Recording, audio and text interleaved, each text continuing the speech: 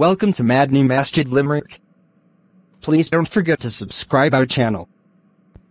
वालेकुम। आज हमने पप्पू भाई को अपने शो में मदऊ किया है। आज हम इनसे पूछेंगे, मुसलमानों के हालात पे थोड़ा सा तबसरा वगैरह करेंगे। वालेकुम सलाम, बहुत शुक्रिया आपने मुझे ये टाइम दिया, बुलाया आपने शो में।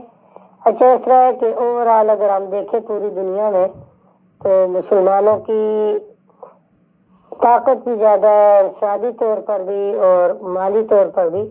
अगर आप पूरी दुनिया में देखें तो मुसलमान ममालिक सबसे ज़्यादा अमीर जो है वो मुसलमान ममालिक है। मुसलमानों के पास कुदरती वसाइल भी बहुत ज़्यादा है और मुसलमानों के पास एक कुरान पाक हदीस शरीफ की कुतुब है और वो एक बहुत बड़ा हमारे पास ज़ख़ीरा है अगर मुसलमान उसको इस्तेमाल करें। लेकिन बदनसीबी से ये हुआ कि खिलाफत उस्मानिया के टूटने के बाद मुसलमान एक इंतशार का शिकार हो गए और छोटे छोटे मुल्कों में बट कर के रह गए। और फिर मुसलमानों ने जो ख़ास काम था अल्लाह और उसके रसूल अलैहिस्सलाम के साथ अटैच होना, मुसलमान ज़्यादातर इससे बहुत दूर होते गए, आस्ता आस्ता अपनी दीनी तालीम से बहुत दूर हो गए और मुसलमान आया दिन जो है फिर वो एक पस्ती की तरफ जाने लगे। अभी आप हालिया दिनों में देखें तो कोरोना वायरस फैला और उसमें मुसलमानों का कहीं नाम नहीं है, मुसलमानों ने कहीं वैक्सीन नहीं बनाई, मुसलमानों का कहीं भी उसमें कंट्रीब्यूशन नहीं है और मुसलमान जो है दीनी तालीम से भी दूर हो गया और मुसलमान दुनियावी तालीम से भी दूर हो गया।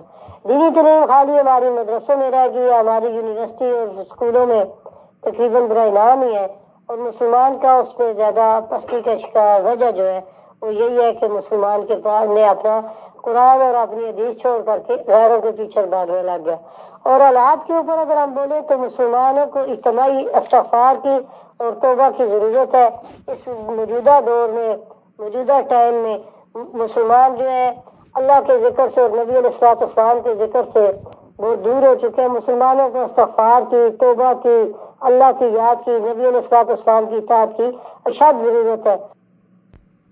अगर मुसलमान पलट करके आका अलैहिस्सलाम की तरफ मुड़ पड़े और अल्लाह की याद की तरफ आ जाए और कुरान को यूनिवर्सिटी में, मदरसों में, स्कूलों में लाया जाए और इसका तर्जमा तफसीर के साथ हमारी आने वाली एक नस्ल को तैयार किया जाए तो मुसलमानों की तकदीर को बदलने में फिर कोई देर नहीं लगेगी। और मुसलमानों की एक ऐसी ताकत है फिर इसको कोई रोक नहीं सकता।